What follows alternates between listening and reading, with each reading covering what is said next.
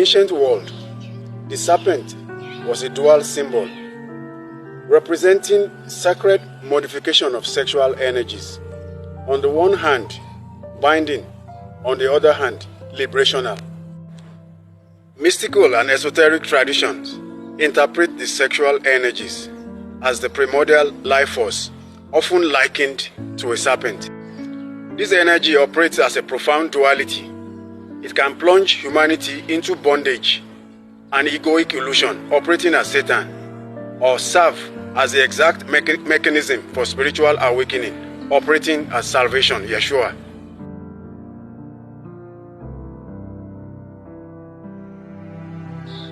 When sexual energy is driven entirely by base desires, ego, and physical impulses, it traps the human consciousness in the material world.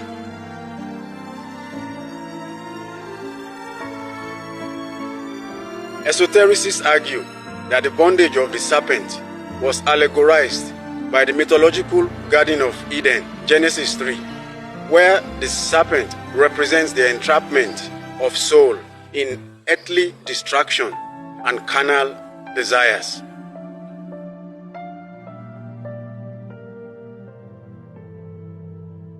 In this sense, therefore, sexual energy is seen as the wild, untamed, primal drives that keep humanity spiritually grounded.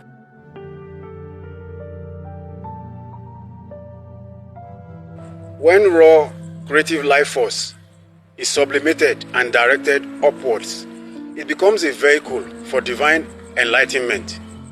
Conversely, salvation represents the refinement of the creative sexual energies.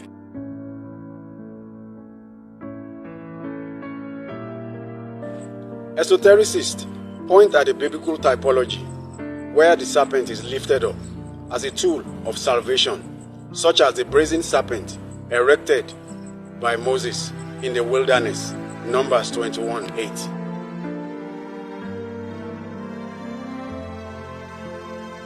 When the serpent, the sexual energy, is lifted up or spiritualized, it becomes a symbol of the ultimate healer, a direct parallel to Christ.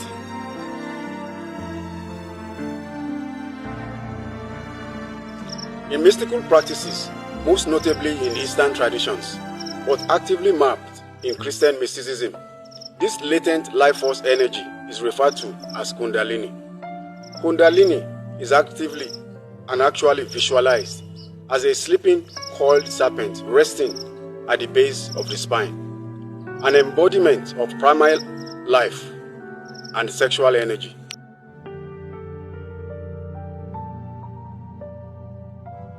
This coiled energy uncoils and ascends through the body's energetic centers, chakras, transmuting base biological desires into spiritual illumination, higher consciousness, and ultimate liberation.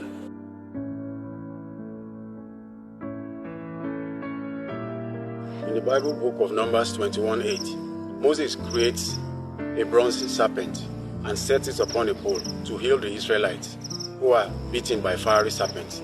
Mystics interpret this bite as a symbol of abuse or misuse of sexual energy.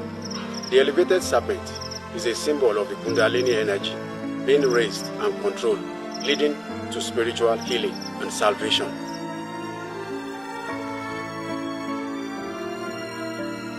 In the New Testament, Jesus explicitly connects this imagery to his mission, stating, "And as Moses lifted the serpent in the wilderness, even so must the Son of Man be lifted."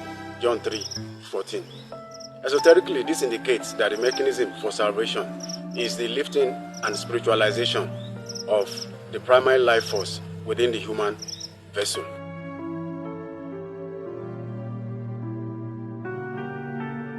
Exploring the intersection of sexual energies, serpent, Satan, and salvation involves interpreting this concept through an esoteric, Gnostic, and psychological lens, rather than through a traditional Christian orthodoxy.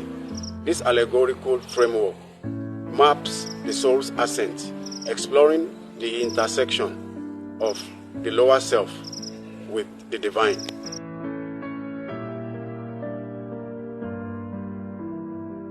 In this esoteric framework, the serpent in the Garden of Eden is not to be viewed as a literal reptile or the ultimate symbol of evil, but rather as a metaphor for the raw underlying life force, the sexual energy, Kundalini.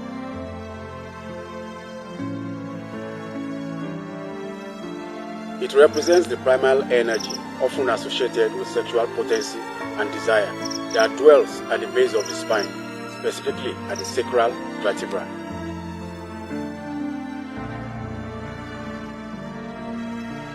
Ancient metaphysics preserved the sacred secrets and mysteries of sex, a subatomic energetic phenomena, through myth, metaphor, and artistic motif. See you in the next one. Be a part of the conversation.